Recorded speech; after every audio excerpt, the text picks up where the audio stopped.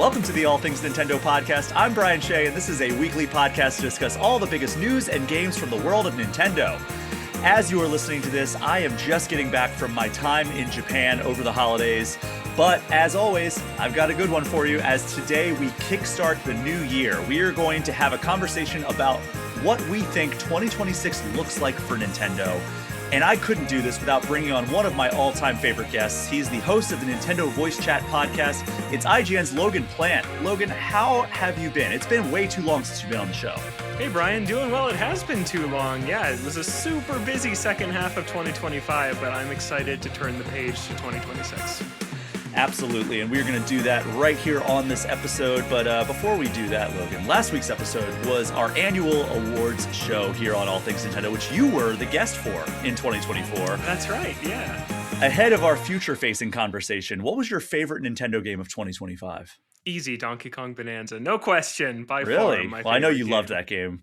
Yeah. My game of the year, voted for it in IGN's Game of the Year awards, and for our best Nintendo game of 2025, which it did win. It did take home that over at IGN across our whole staff vote. But yeah, far and away, it was DK. I loved a lot last year. My runner-up's probably Kirby Air Riders. I really adore that game, but I think that Nintendo's whole lineup last year was really strong. Yeah, what letter grade would you give for Nintendo in 2025, like including pluses and minuses? Probably borderline B plus A minus. I think it was a Okay. really good year. I think that software wise, they killed it. They had a lot of great games, and I like the risks that they took last year. I think 3D Donkey Kong instead of 3D Mario, awesome. Kirby Air Riders instead of Smash Brothers or something else, wild choice that I think turned out into a game that's going to be a cult classic for several years to come. And I think that the only reason I maybe don't go A minus or A is because there was some controversy, some issues people had. Mario Kart being $80, some of the Switch 2 edition stuff was not thrilled about. But overall, a really strong transitional year to Switch 2. Yeah, Tim Geddes, who was the guest last week for our award show, he and I both landed on A minus as our grades for right last there. year. So Yeah. I think we were all kind of in alignment there. It was like, yeah, if you look at like the Switch One's first year, 2017, as like the A plus, where you got Breath of the Wild, Odyssey, Splatoon 2, Mario Kart 8 Deluxe, ARMS, several other games, a lot of third-party support there. I think that is kind of like the high watermark, and then everything below that is kind of playing catch up. So I think A minus sounds like a great spot to land. We also talked last week about how like neck and neck for me is my favorite Nintendo game of 2025.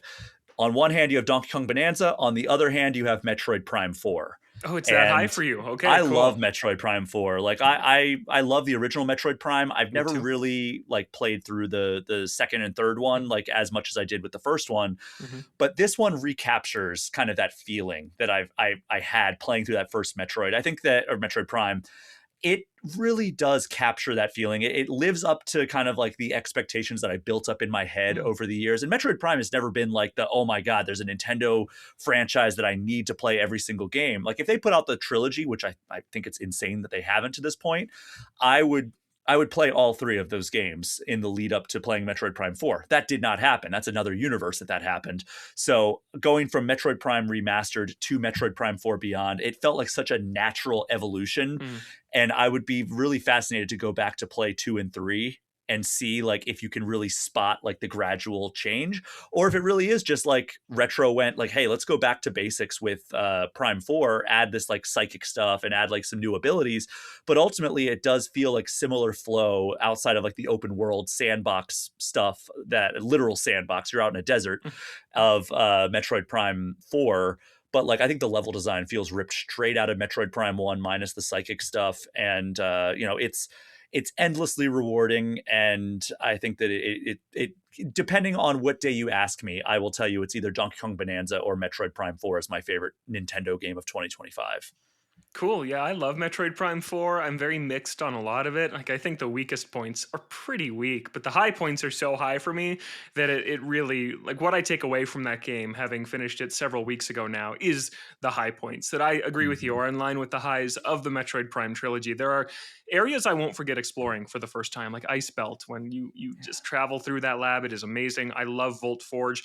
Even Lava Pool, which is more NPC heavy. I think that is a really awesome action set piece that they pull off really really, really well. So I love Prime 4. Right now, as we're recording this, it's kind of, I think, in its lowest point of the discourse where people are really starting to hate it. But I went through that too in the review period. So I'm sure people are going to come around and it's going to even out to a game that I think people look back on positively overall.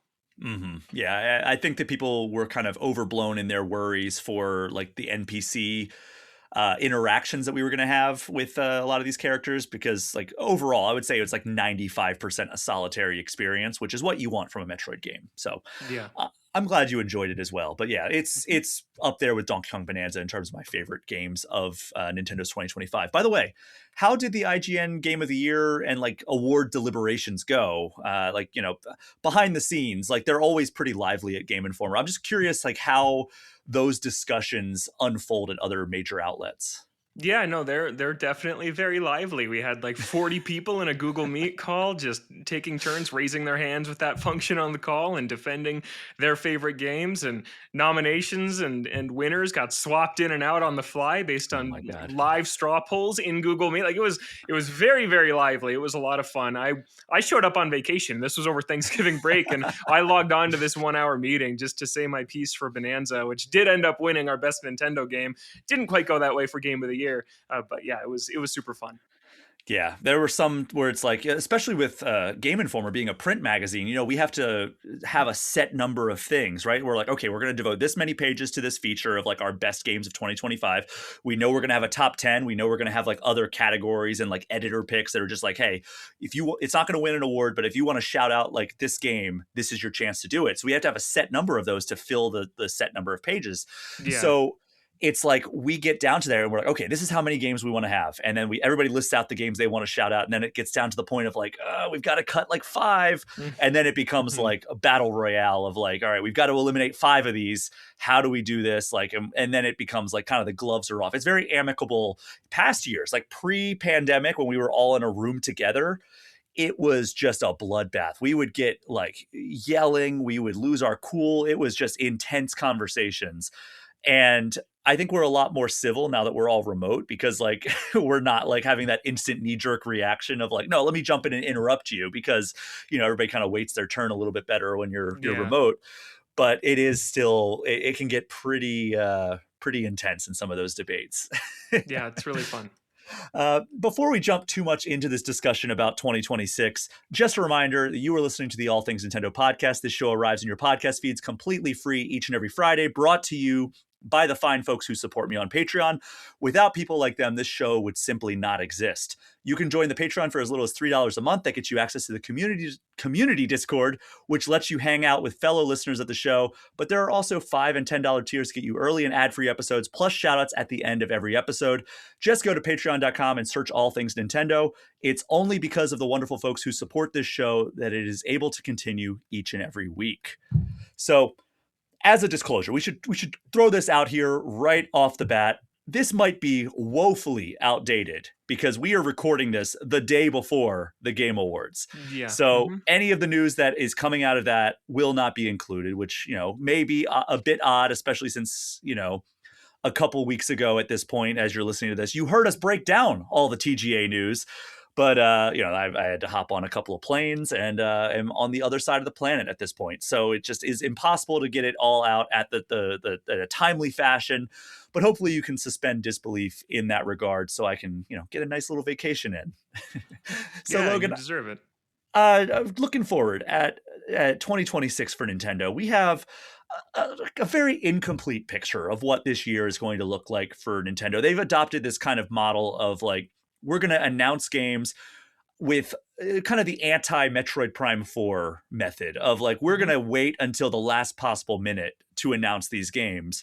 So, you know, I think the furthest off game that we really know about is Fire Emblem, right? Like in terms of like the games that we think are coming out in 2026, like is Fire Emblem the furthest out game?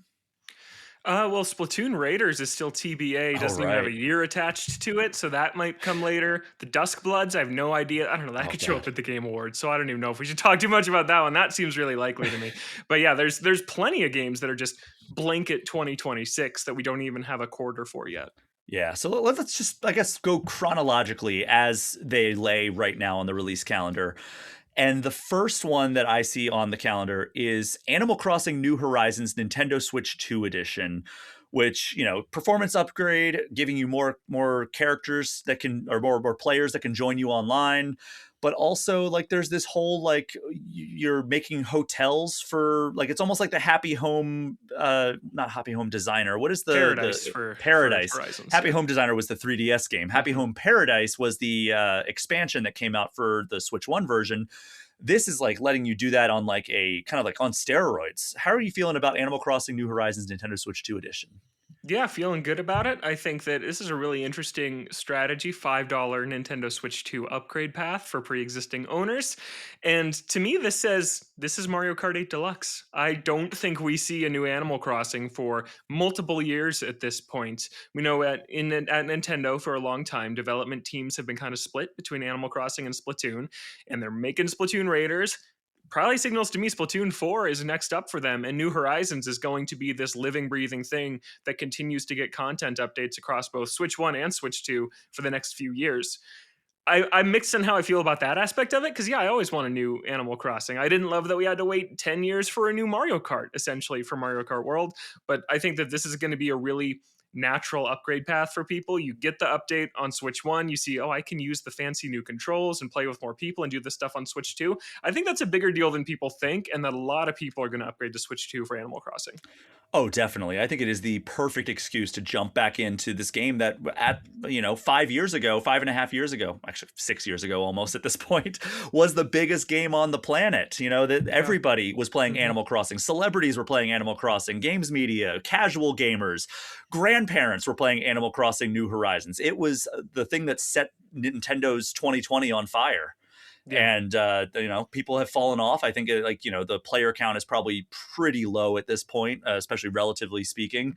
But $5, you could do a lot worse with $5 than upgrading Animal Crossing New Horizons, one of Hmm. the second most popular game on Nintendo's best-selling console of all time. That is a high bar to reach, and this game reached it, and I think a lot of people are going to be jumping back in. Also in January, we got Legends of Heroes, Trails Beyond the Horizon, MIO Memories in Orbit, Dynasty Warriors Origins, and Final Fantasy VII Remake Intergrade. Any of those catching your eye? Yeah, I played Intergrade on Switch 2 at PAX West, and whoa, that game looks really great on Switch 2, specifically in handheld mode. I walked away really, really impressed. So I think this is going to be a huge third party get for Nintendo. Speaking of 2020 games that just blew me away, that was Yeah. one of my favorite games of that year. I think it may have only been beaten by Ghost of Tsushima, which Mhm. is a top 25 game of all time for me. But Final Fantasy VII Remake, I have a lot of love for this remake trilogy. I wrote the Game Informer cover story on Seven Rebirth. And, it's just an incredible accomplishment that they were able to take one of the most beloved RPGs of all time, change almost everything about it, but still have it feel like a familiar experience. And it coming to Nintendo is just such an incredible thing. Like, I'm so happy that this game is coming to Switch, or I guess Switch 2. And yeah, that's definitely one that I am really looking forward to. I know a lot of people love Dynasty Warrior Origins. I'm not a big Musu guy myself, but it's one that people are very excited for. Yeah, I'm excited for that one on Switch too, because I skipped it on PS5 and I'm Mhm. going to play it here. All right, let's jump over to February. We've got a pretty solid February here, especially when you're looking at the Switch 2 lineup here. We've got Dragon Quest VII Reimagined, Mario Tennis Fever, Yakuza Kiwami 3 and Dark Ties, Resident Evil 7, Resident Evil Village, and Resident Evil Requiem. They, for some reason, are So dropping all those stupid. games on the same day Yeah. on Switch 2. I'm sure it's not going to cannibalize sales whatsoever. Hmm. Very weird decision. And Tales of Berseria Remastered. And we're also going to get a Pokemon Day right there at the end of February as well. So, potentially something related to the next generation of Pokemon games. And then something that people might not be aware of, The Legend of Zelda, the series' 40th anniversary is also in February. So if Nintendo is planning on doing something, that might be a good excuse. It's just 1 week before Pokemon Day. So I don't know if maybe they want to space it out a little bit.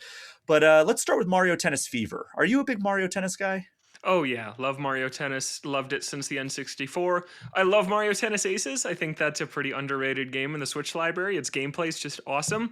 I think Fever's looking good so far. I'm not entirely sold on its gimmicks yet of the different rackets. I feel like that's going to lean maybe too hard into party mode stuff instead of the tennis gameplay that I really loved for Mario Tennis Aces. But I also hope the single player campaign is a step forward because that has been a struggle in the Switch era's sports games so far. And we got Baby Waluigi and Bonanza Donkey Kong in this game, so I really hope it turns out great.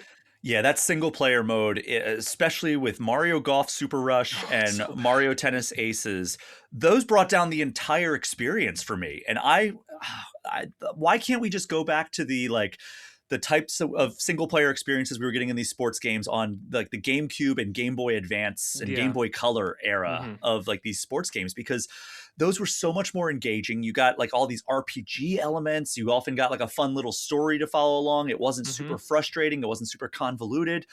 I am holding out hope that Mario Tennis Fever, I mean, this may be an absolute fool's errand or like just a hopeless optimist in me, wanting Mario Tennis Fever's single player campaign to be really good. They led with it as one of like the things when they revealed it on that Nintendo Yeah. Direct. Hmm.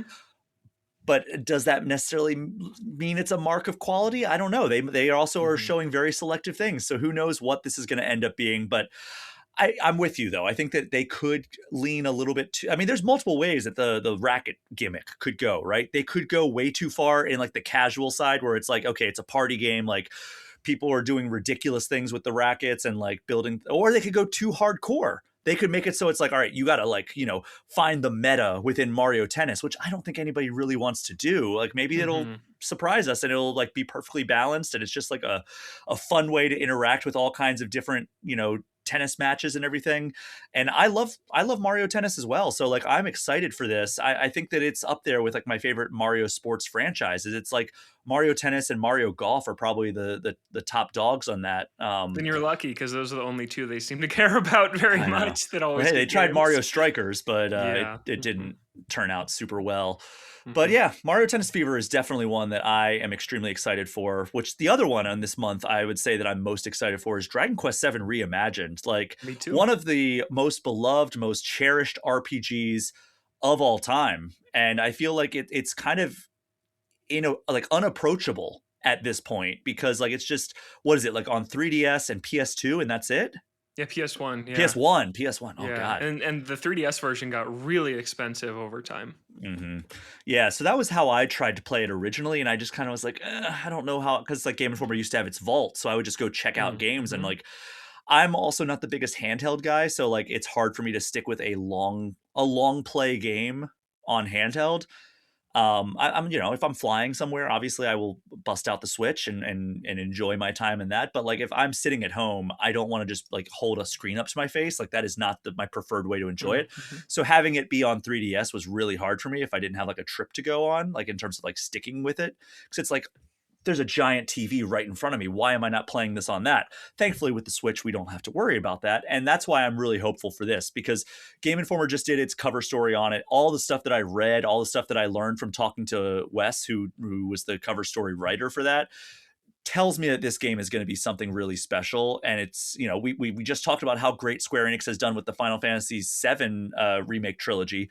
Why not have an incredible approach that is different from like Final Fantasy VII Remake's approach, but also different from the original approach in another 7 RPG, Dragon Quest 7. Like this could be a really amazing way to like introduce players to one of the more beloved entries in this franchise that I think that like has really experienced a little bit of a mainstream renaissance through Mm-hmm. Dragon Quest 11.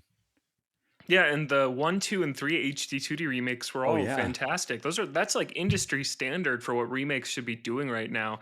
And I look at 7, which is also an extraordinarily long game in its original versions. And so for Reimagined to be preserving most of that content, but moving a lot of it to side quests and kind of streamlining its main path a little bit from probably an 80 to 90 to maybe like a 40 or 50-hour thing, I think that's great. The art style's been divisive. I really like the diorama look. I think it Oh, I fits love that it. art style perfectly. So I'm right there with you. I think this is gonna be one of the best games on Switch 2 next year. I remember the first time I saw that art style and I was like, this is going to be divisive, but I freaking love this. Yeah. Like the doll aesthetic that they have going there, and like the diorama, as you mentioned, like for the backdrops, it is a like such a unique looking game. The same way those HD 2D games are very unique Hmm. looking. This establishes its own thing, and like it's amazing how different their approaches are for like remaking these different games. Because like Live Alive got it the HD 2D remake. Final Fantasy 1 through 6 got the pixel remaster versions, Hmm. and then Final Fantasy 7 remake and rebirth, and then this. It's like, man, Square Enix is really like diving in head first and like getting creative with how they do these remakes. So I'm loving it. I'm excited for that one. Then we got that Resident Evil kind of like modern trilogy that is coming to Switch all on the same day. So Resident Evil 7 came out many years ago. Resident Evil Village came out, 2021, 2022, something like that. Yeah. Hmm. And then Resident Evil Requiem is the only true new release that's coming out. And that this is all happening on Pokemon Day / my birthday, February 27th. And Wait, that's your birthday? Is the 27th? yes, Mine's the I share. 26th. What? Yeah, How did we yeah, we're not a know day this? apart. Yeah. So we get our one of our favorite franchises. That's what I always tell people. It's like, yeah, I always get like news of like one of my favorite franchises every single year. And Hmm. yeah, the Pokemon people were very excited when they learned that fact about me. But That's neat. Yeah. it's going to be Resident Evil Requiem Day for a lot of people. And are you a fan of the Resident Evil franchise? Because there are some games I've played to death, but other games like this modern trilogy where I have not really spent that much time with it. Yeah, I'm just not always a huge horror game fan. I like them, but I usually play them with other friends in the room, pass around the controller. Like if I'm alone, it's a little too intense sometimes for me. But I do really like Resident Evil. A buddy of mine and I have played through RE2 and 4 remake. Love those games very much. And so 9 on Switch 2, which by all accounts looks really good. The RE engine is just a miracle, so that's fantastic. I'm definitely going to try it out. Yeah, I would like to finally give these a shot. I think I played like the first like 2 hours of Resident Evil 7 Biohazard, and I was like, oh, that's Hmm. really good. I should go back to that. And then I just never did. And then I didn't play Village at all, but I heard like I was on the Game Informer staff when that came out. So people were like losing their minds over how good it was. And I'm like, I believe you. I just Yeah. didn't really get into it. But like, yeah, I would love to play through this trilogy. Maybe this is my excuse to do so. Hey there, I'm Hugh from Podderation. If you like today's show, why not check out Rolling Dice and Taking Names, the premier tabletop review show? Join Marty and Tony as they invite you to their metaphorical kitchen table to talk about all the latest board games, RPG games, miniatures, and anything in the tabletop world that takes their fancy. From in-depth reviews to the latest gaming news, they make it their mission to find the latest and greatest in the tabletop world and deliver it all wrapped up for your listening pleasure. Available wherever you get your podcasts. So let's get over to March. Wait, So hold we on. have. We passed one thing in Oh, February. what did I miss? Virtual Boy Nintendo Classics, Oh February God. 17th. Are you buying the headset? I'm probably not. I mean, maybe like sometimes Nintendo sends over things like, and this is like, you need this to cover it. Yeah. So if they do send us one, I will absolutely play these. But like, man, paying $100 for like a fake Virtual Boy headset so you can play emulated Virtual Boy games on your Switch 2 seems like a little bit of a bridge too far. And I know there's like the Labo headset version of it that you can do, but like that, I feel like if you're gonna pay money for it, you have to go all the way and get like the plastic replica. I don't know, like $100 seems like a steep price, but how are you feeling about that? Oh, I bought it last night begrudgingly. It's on the way. So I agree. It's ridiculous and I don't know why I did it, but I did. I've Do never you? played any Virtual Boy games before. It's the only Oh wow. Nintendo console I've never meaningfully touched. So I'm very excited to actually try a couple of the games that people say are good. So for me, what this is Nintendo dipping its toe in the water and seeing if people will buy a peripheral to unlock a catalog of games of its classic titles. And I Yeah. think that if this is successful and doesn't really have any problems, like they are obviously doing one that is lower scale, right? Like not how many millions of people are going to buy this? Probably less than 1 million people are going to Hmm. buy this thing. However, if there's like good reception and people are like, yeah, this is actually really good, like the peripheral works great and it works on this smaller scale, I would not be surprised if we get like kind of like a 3DS or like something like a two screen, like a clamshell design that allows us to get DS and 3DS in a similar That'd be fashion. great. Yeah. Cause like I feel like they've been trying to crack the code of how do we get like DS and 3DS games over without reworking like the second screen Yeah. aspect. And I feel like that's the way to do it. Although I would much rather them just rework like A Link Between Worlds and put that on the Switch too as Me like too. a Hmm. single screen experience. But I've always thought that like for the most part, like Phantom Hourglass and Spirit Tracks aside, I've always thought that the second screen experience for Zelda games was fantastic and actually enhanced the experience because you could have like your inventory on the screen, don't have to go into the pause menu in order to swap out your items. Yeah. Hmm. That said, I would not hate it if they just put Link Between Worlds on Switch 2 and you had to have like the peripheral. But that's not my preferred method because my preferred method was I could just jump on a plane with my Switch 2 and have Link Between Worlds right there and not have to have like a clunky 3DS peripheral. But we'll see what they can do. We'll see what this Virtual Boy thing comes out and like how it is received by players and critics, and if like there's any technical hiccups or anything, because this is a brand new peripheral and there might be some problems with it, but Nintendo's usually pretty good about ironing out a lot of that stuff before the game comes out. Yeah. Hmm. But March, we've got again some big stuff in this month. The biggest one I would say is Pokemon Pokopia, but there's also Coffee Talk Tokyo, Fatal Frame 2 Crimson Butterfly Remake, Monster Hunter Stories 3 Twisted Reflection, Dynasty Warriors 3 Complete Edition Remastered, Mouse PI for Hire, and 007 First Light. So a lot of stuff to dig into there, but obviously, let's start Pokemon Pokopia. We just talked about how much we loved Animal Crossing New Horizons and like how successful that was for Nintendo. I think this is another point in your favor, Logan, about how we're probably not getting an Animal Crossing game for a while because I think this fills that gap in Nintendo's. Plus, we have the Switch 2 version of New Horizons earlier in the year. I mean, I think that this is probably their like this is them checking that box of like, all right, we're not going to have an Animal Crossing game for a while. We have Pokemon Pokopia that scratches a lot of those same itches. But like, what was your reaction when we first saw this? Yeah, my reaction is that of all the games announced right now that are new for next year, so I'm not counting Animal Crossing in this, of all the new games we have announced for next year, this is going to sell the most copies. This is going to be Yeah. a huge, huge seller. You've got the Animal Crossing audience, plus the Pokemon audience, and just general cozy gamer audience.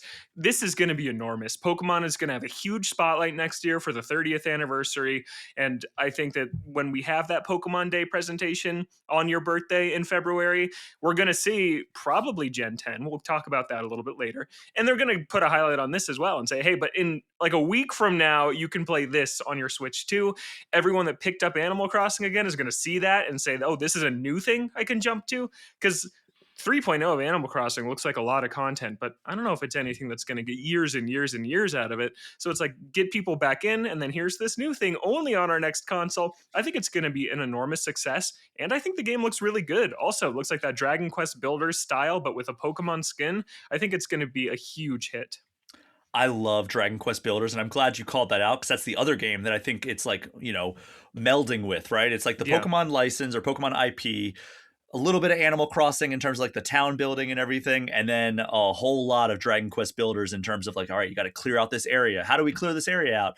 Oh, well, it's funny you should ask because we've got Hitmonchan here that's going to let us like copy his punching ability, and then we can clear that out. All right, we got to water the plants. How do we do that? Well, there's a Pokemon for that. So it's all very exciting to see how like all these disparate things that are like tangentially related come together under this Pokemon Pokopia umbrella, because like Yeah. if it really does come together the way that like it could, like like the best way it could be a really special game. Yeah, I think so too. Like, I don't know if it's going to be something I sink a ton of hours into, but I think there's an audience here that is going to eat this up. All right, so the other stuff that's coming out this month, we got Coffee Talk Tokyo, Fatal Frame 2 Remake, Monster Hunter Stories 3. Any of these, Mouse PI for Hire, 007 First Light, any of these catching your eye?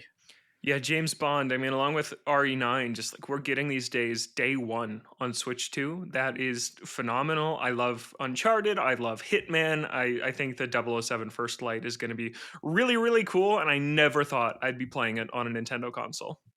Yeah, it's so nice to see James Bond back on a Nintendo console because, Yeah. the most impactful James Bond game of all time was an N64 exclusive, GoldenEye. That was the game that really showed that, like, consoles can have good first-person shooters. I would argue it's not until Halo that it was like, okay, consoles can have as good of first-person shooters as PCs can have. But like GoldenEye was like, oh, there might be a way to do this in a competent and good way. And sure enough, a few years later, there was with Halo. But, Mm-hmm. GoldenEye, I think that almost everybody who was alive during that time and a gamer has fond memories of that. And, it's going to be fun to dive into a new James Bond game on a Nintendo console. Yeah. I am also very excited for Mouse PI for Hire. I don't know if you've Yeah, that spent a game whole looks lot of really time cool. watching. Yeah. Yeah, it's just it does what Cuphead did basically, where it adopts this like older visual style, and but it's a first person shooter, and it's like based almost on like the Steamboat Willie version of Mickey Mouse.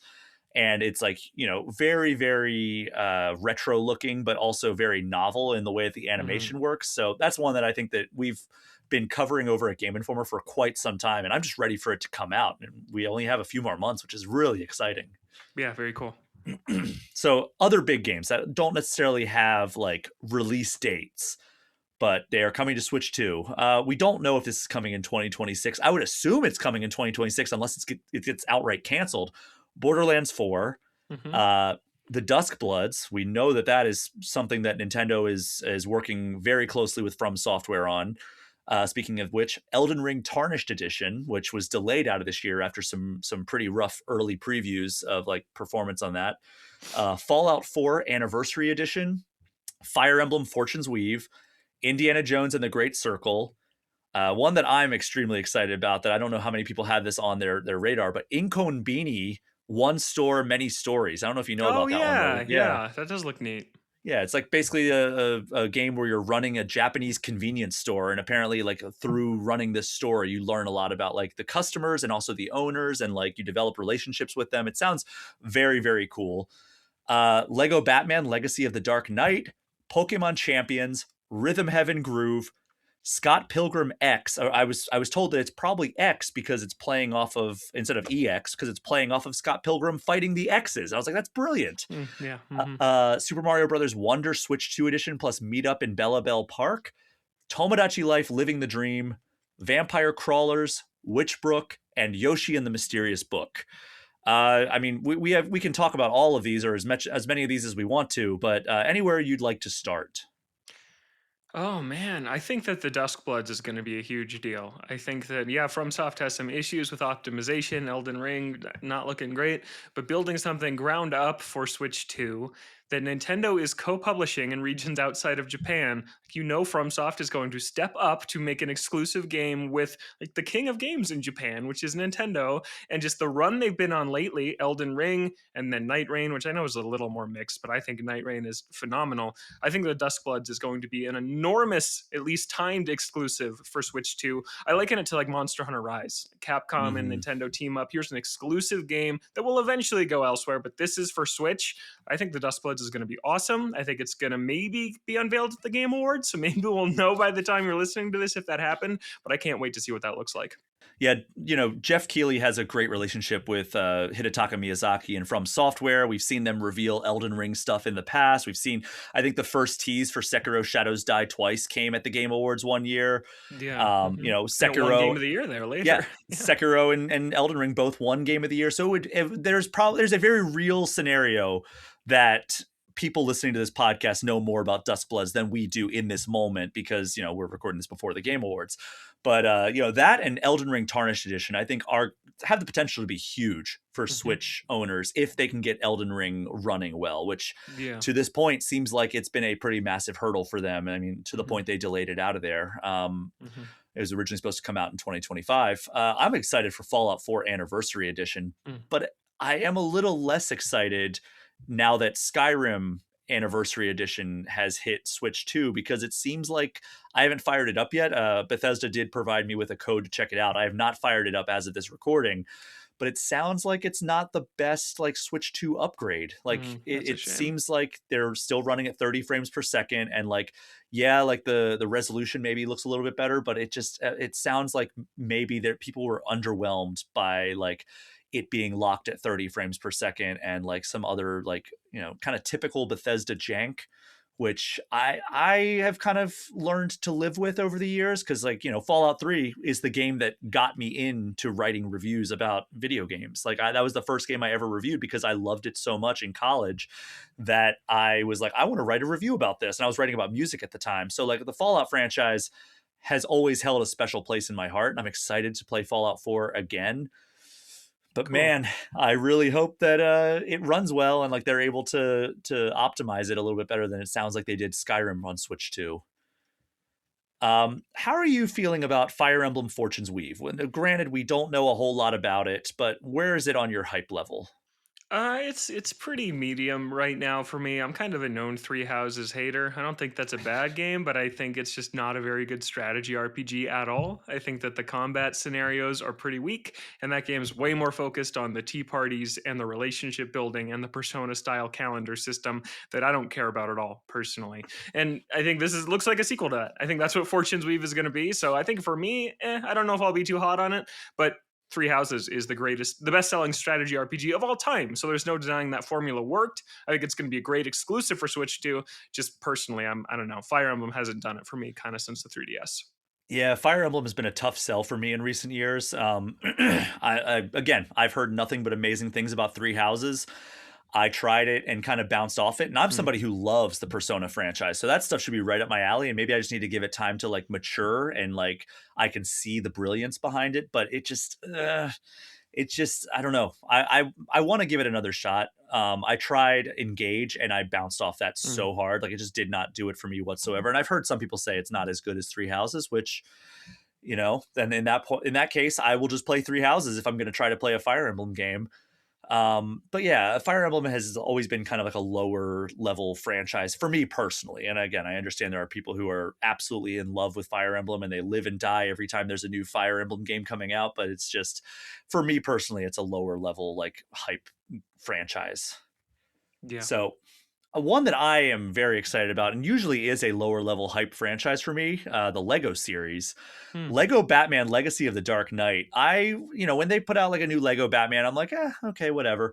This seems like a really cool way of like paying homage to all the different like movies that Batman has been in. And also some of the games. Aren't there like Arkham things in there as well? Yeah, Like there are. Yeah. it's like all the Batman media. So like it seems like there's comic stuff. It seems like there's movies from like the different cinematic universes. So like you get the Nolan trilogy, you get some stuff from the DCEU, you get you know, stuff from the animated series. Like this is looking like a really cool project for longtime Batman fans. Yeah, really cool concept. Like the Star Wars, the Skywalker saga is just here's all the movies retold in order. Also, very cool idea, but I think it's really fun to just go crazy kind of with the concept in a Lego game and say this is all kind of one shared universe now. It all happened and it doesn't matter. And it's just kind of vignettes that reference the different eras of Batman. I think it looks really good.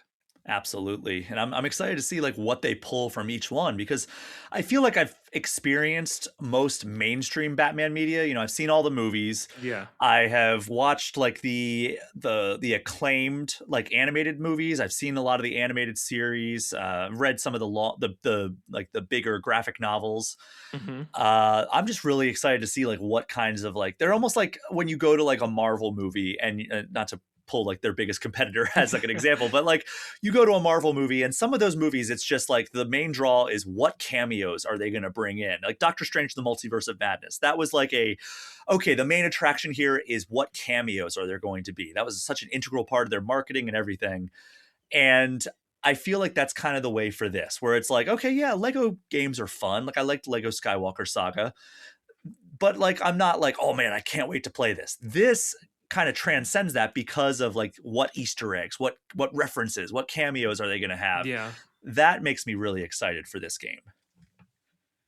So let's go on to the next game here that we want to talk about. I don't really know what to think about this, because I feel like it's in a weird space of kind of taking the reins from a game and a series that was kind of like the emergence of this franchise as a competitive gaming thing, and that is Pokemon Champions. Mm-hmm. So this feels like the spiritual successor to like Pokemon Stadium, Pokemon Coliseum, things like that, where it's like, okay, we're just going to make these turn-based battles really, really pretty. And that's admirable, right? Like we want them to look that way. It sounds like this is going to be the way that they're going to have the competitive gameplay at like Pokemon Worlds take place going forward.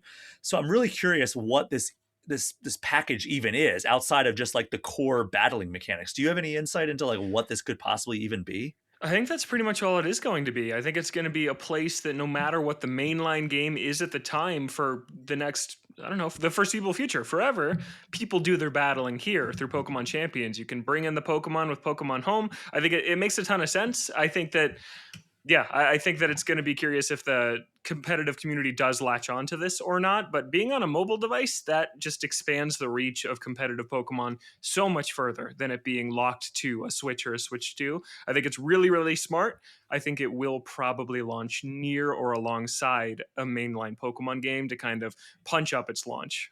Yeah, I would agree with that. I think that we're going to get Pokemon Pokopia early in the year, and then we're going to get maybe, I don't know, maybe Pokemon Champions like right before Worlds. Like maybe Mm-hmm. that, and like they'll find some way to get like the competitive players like early access so they don't feel like they're jumping into a different game, even though it's similar mechanics or same Yeah. mechanics in a lot of Mm-hmm. cases.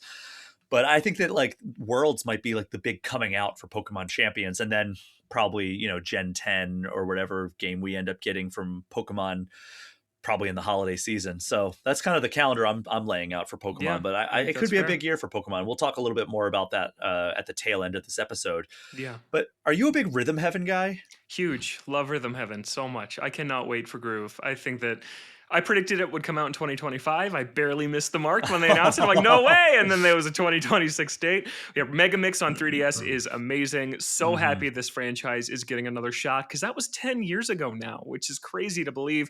Just quirky, funny, WarioWare style humor, but in a really solid rhythm minigame collection. Fantastic. I want to lump this in with our conversations with Tomodachi Life Living the Dream, because these are two franchises that I think primarily, I mean, Tomodachi Life only had one entry, but like primarily existing on handheld devices.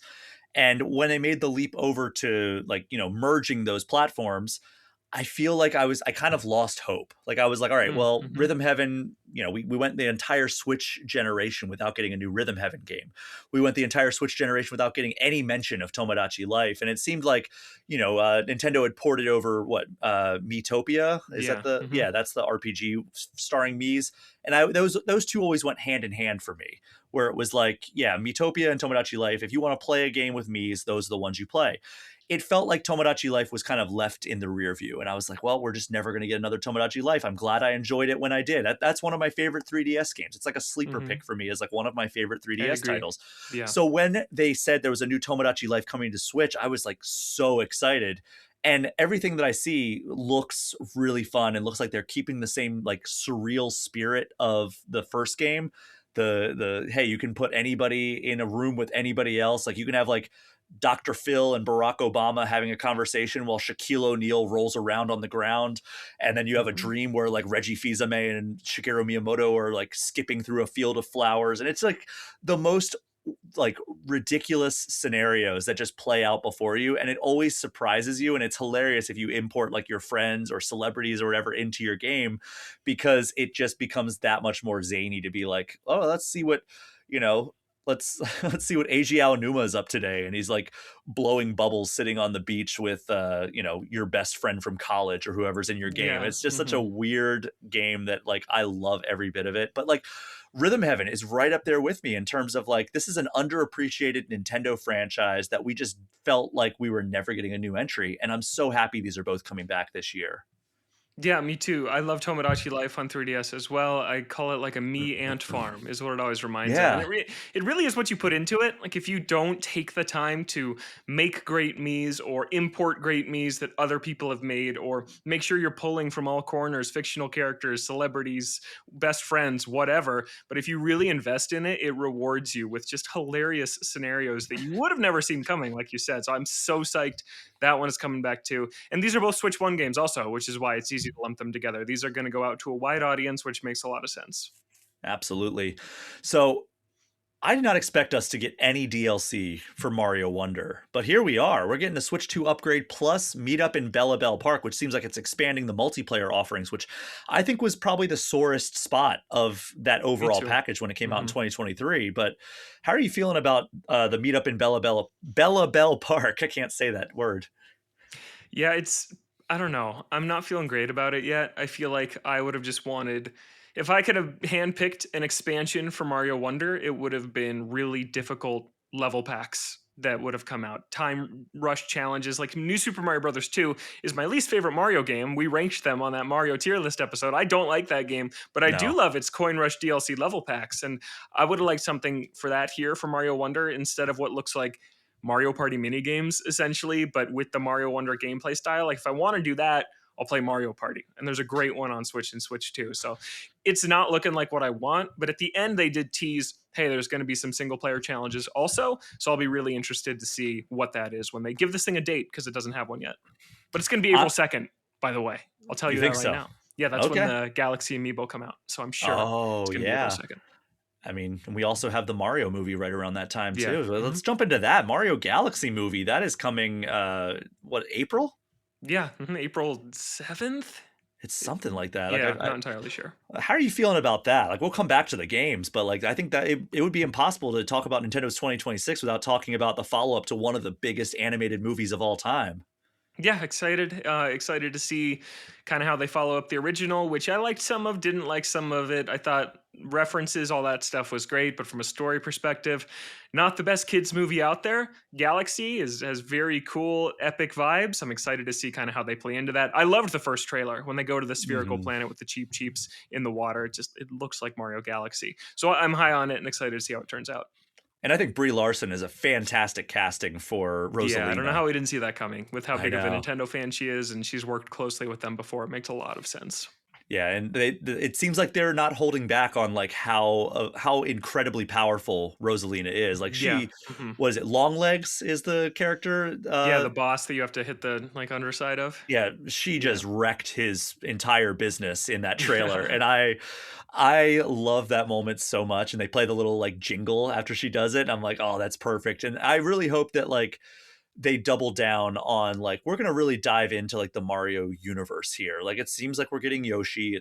We're obviously getting Rosalina and Bowser Jr. I think just another fun adventure with these characters. They've done a great job of like laying the foundation of like the rules of this Mario universe, and if they can continue to expand on that, like they could really take this film franchise to the next level, which is already like a what $1.3 billion film franchise, and Yeah. it's one Mhm. movie deep. Like Yeah. that's insane. Like I'm so excited for Mario Galaxy movie.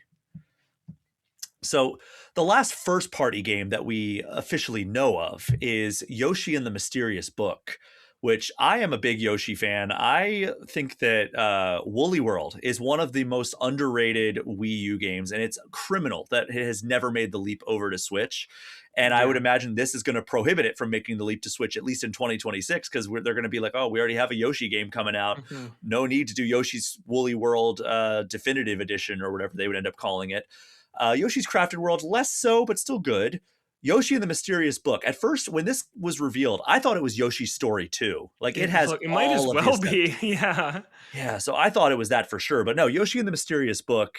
This is one that I think could either be, I mean, this has been the Yoshi franchise entire story, feast or famine in terms of how good this game is. Like it's rare that you Mhm. get a middling Yoshi game. It's either like Yoshi's Island, Yoshi's Woolly World, or it's like Yoshi's New Island, or Yoshi's Story. I think a lot of people are kind of down on because it was Yeah.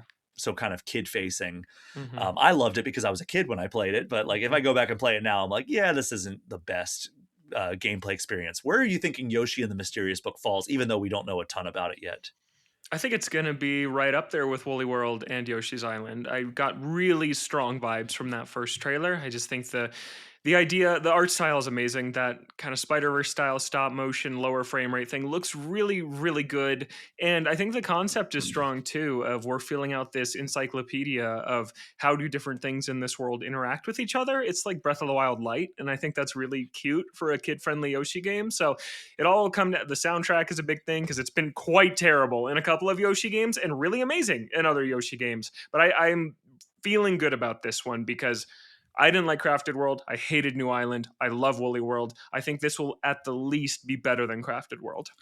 I'd love that. Like I thought Crafted World was overall good, but fell definitely short of Yeah, it's Woolly fine. World. Yeah, I'd say Yeah. that's your middling Yoshi game. That and Yoshi's Island DS are like, they're so fine, so middle of the road. We'll do a Yoshi tier list next time.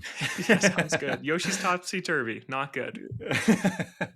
But the other two that I wanted to mention, we don't have to spend a ton of time on it, but two indie games coming. Witchbrook, which is basically like almost like another company trying to do like their version of like Stardew Valley, but instead Yeah. of it being a farming sim, it is like almost like Harry Potter, but without the Harry Potter IP.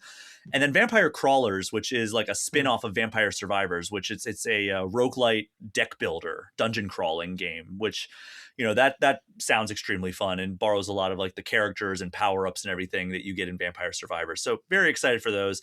Wanted to shout those out. But before we get into kind of like our realistic predictions, I want to do something real quick here. I wanted to do Okay. a quick draft of which franchises we would like to see. This is what we would like to see return in 2026 for Nintendo. And there are 4 categories that I want us to fill here. We'll Mm-hmm. take turns. Uh, what franchise we'd want to see get an all new mainline entry, what franchise we'd like to see get a spin off, what franchise we'd like to see get a remake or remaster, and a wild card. So I'm going to Okay. bring up on another screen all the Nintendo franchises, and we will go from there. But I'll give you first pick, or would you rather? I'll give you choice. Do you want to go first pick, or do you want to get second and third pick? So we'll do like the serpentine. Oh yeah, yeah. I'll do second and third. Yeah. Okay. Hmm. Oh man. Then that gives me that puts the number 1 pick on It me. does. Yeah. That's a tough one. I'm gonna go. I want to see an all new mainline Mario game in 2026. I think that it's time. I think that we got Donkey Kong Bonanza from the Mario Odyssey team in 2025. In 2026, I think we should get a 3D Mario game, and that's not my prediction. That is my pick in the draft. So you can choose. By the way, you can choose any category to fill. This is like a fantasy football draft where you can Yeah. choose Yeah. which position you're slotting in for this pick. So all new mainline Mario game is my first pick. Okay, I'm gonna draft a remake or remaster. I think Super Smash Bros. Ultimate. I want a Nintendo Ooh. Switch 2 edition of that comes back with a new Fighters Pass included in it. I think that is the path forward for Super Smash Brothers.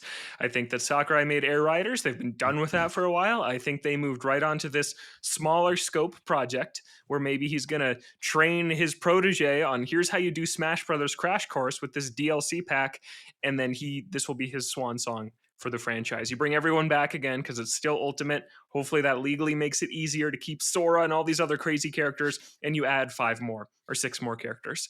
I think that would, because I don't really need a new Smash. Ultimate is like perfect to me, so just add more to it is my dream. What if they, and I'm just bolstering your pick here. What if they did that? They brought back Ultimate, 60 FPS, 4K resolution, all that stuff working for it that you expect out of a good Switch 2 upgrade. Give you the fighter pass, or at least commit to 2 fighter passes, and then it's a $20 upgrade. Okay, so $20 upgrade, Subspace Emissary. Sure, I never loved that mode, but yeah, people would go nuts. People would People go nuts. lose their mind over that. Yes, they So would. you got the pick for remake and remaster. That leaves you with all new mainline entry, spin-off, and a wild card slot. I mean, all new mainline entry. I want Zelda, but I know it's not going to Hey, happen this is next what you year. want. This Then is I'll what say you it. I want. want a new Zelda. I obviously want a new Zelda. Yeah, I think that would be great. The dream is a new traditional 3D Zelda in the Ocarina of Time style. While the main team cooks on a third Breath of the Wild style game, have some other team at Nintendo or externally make a new Zelda, and I think that would be really awesome, and people would go nuts for it. Oh man, so you snatched up. I was not going to put Zelda in the mainline entry. I was going to put Zelda in the remake or remaster Okay. category Hmm. for an Ocarina of Time remake to reintroduce that classic style. Yeah, So that'd be great too. players who got on board with Breath of the Wild or Tears of the Kingdom don't feel cheated and like, oh my god, what do you mean like we don't have an open world Zelda like Breath of the Wild or Tears of the Kingdom? My Yeah. thought is if they do a remake of Ocarina of Time, people will forgive it for having that quote unquote antiquated format, but then they're used to it, right? Because everybody would play that game. So Hmm. I would have chosen that, but you snatched up Zelda in the Yep, it's mainline gone. entry. It's off So the board. you got Zelda and Smash. That was a strategic choice Yes. for you. Let's see. I'll do man. I'll do remake or remaster, and man, I can't do Zelda. I was gonna do Link Between Worlds. Mm-hmm. I know I will go Metroid for remake or remaster, and I will do Metroid Samus Returns, the 3DS version, getting a Switch 2 version put out on the console. I think that it's ridiculous that game did not come to Switch at any point in its life. Yeah. Hmm. I know they wanted to still make it so people wanted to have a 3DS, but why is that game not on freaking Switch? Like it's incredible, and it would be fantastic on the big screen. We got Dread, so people are on board with the 2D style. Yeah, this seems like a no brainer for me. Give me Metroid Samus Returns as my remake remaster. Cool. Is wild card anything I want? Yeah, Can I just just put it anything there? just so like it's like the flex position on a fantasy football team where it's like, Okay, all right, cool. I could Yeah. put another quarterback there, I could put another running back there, whatever you want to do. Mhm. So Kid Icarus Uprising is wait what a I second. want in my wild card. Easily what I want. I think that with motion controls, that game would translate brilliantly. I think in HD, that game would look amazing. It is still one of the most ambitious Nintendo games, story wise, content wise. Yeah, and just playing Kirby Air Riders this last year, just remembering how much I love these Sakurai games that aren't Smash Brothers and how few of them there are. I would love Uprising to come back. So you jumped my second pick there, but I Oh, I wasn't going to did? choose. Yeah, I only chose. Oh, that's not how stake drafts usually work, though.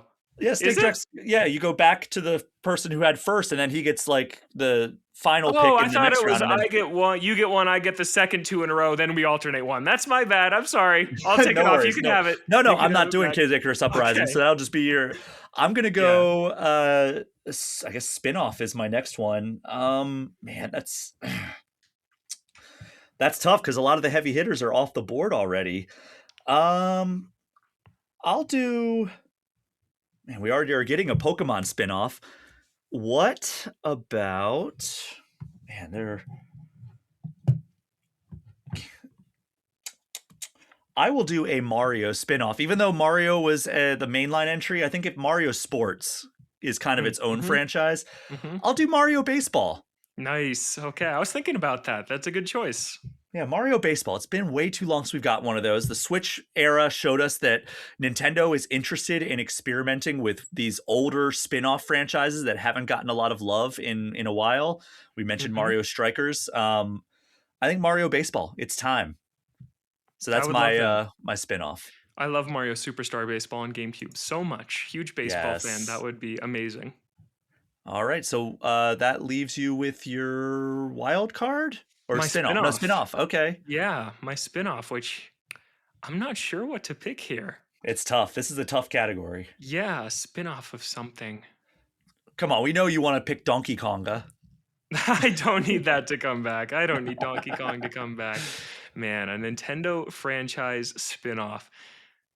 I don't know if because you Mario's off the board, but is like Captain Toad still on the board? Is that a Yeah. spin-off that I can pick? Yeah. Yeah, I'll pick a Captain Toad game. I think would be great to see. I love Captain Toad so much.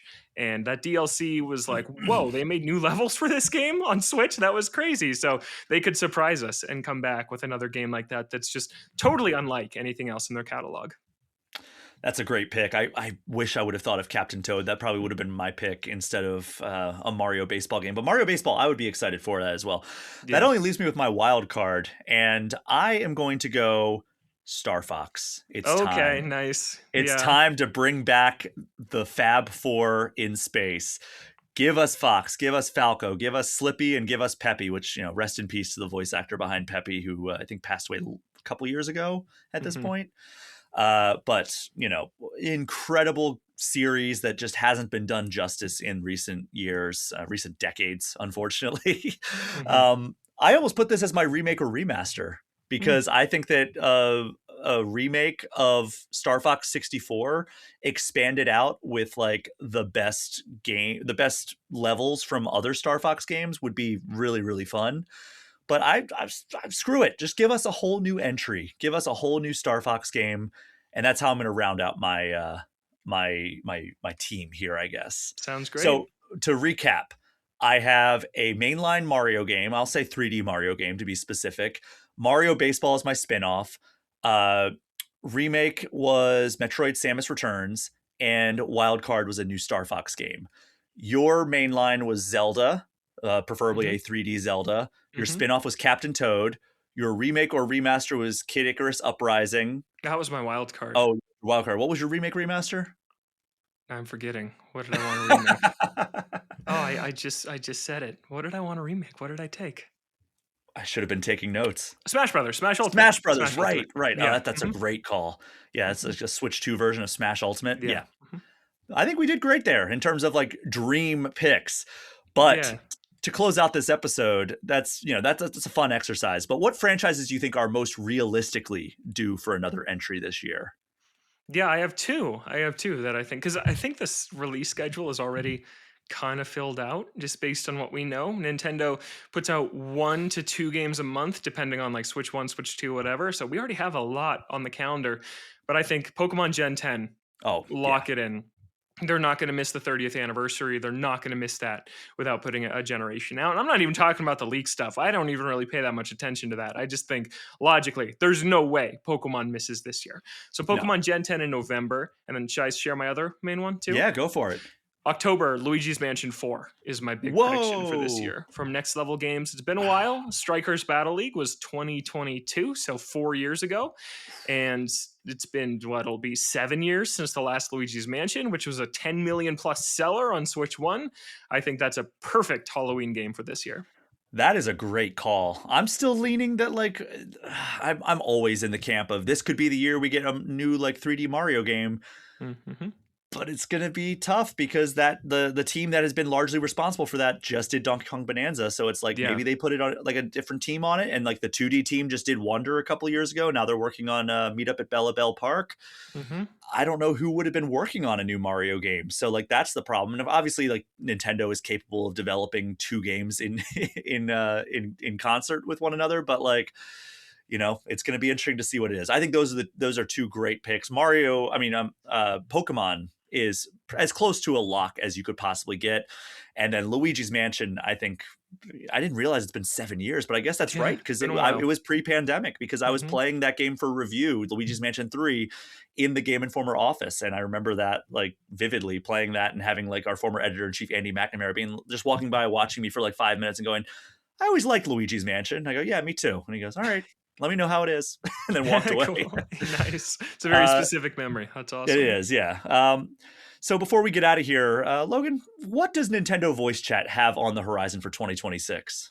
Yeah, we got a really fun year in store. I mean, we just talked about all the games that we'll definitely be talking about. Nintendo Voice Chat turns 20 years old in February or in late January, which is crazy. It started as Week in Review about the Nintendo Wii in 2006. So yeah, we're celebrating our 20th birthday coming up, which is very exciting. We're gonna have a Metroid Prime 4 Beyond spoiler cast coming up here in a few weeks with Brian Altano and Per Schneider. I'm very excited to sit down and talk to those guys about that. So yeah, that's all over on the IGN Games YouTube channel or on your favorite podcast app. And I think it's going to be a really fun year. Not as insane as 2025 was, but Nintendo's just nonstop these days. So it's going to be a ton of fun.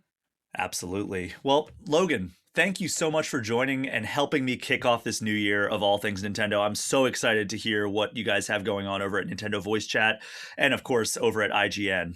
Yeah, thanks for having me. This was a blast and I'm excited to come back on later this year. And you'll be back very soon. Thank you so much to everyone for listening. As you know, my Patreon and the associated Discord server are the best ways to get any questions or comments in, but you can also get in touch with me at brian@allthingsnintendo.com or hit me up on Blue Sky or Instagram at Brian P. Shea. Logan, tell everyone where they can find you online. Yeah, you can find me on social media at Logan J. Plant or every Friday morning on NBC. That is our show for this week. Thank you again for listening. Take care. We'll see you next time.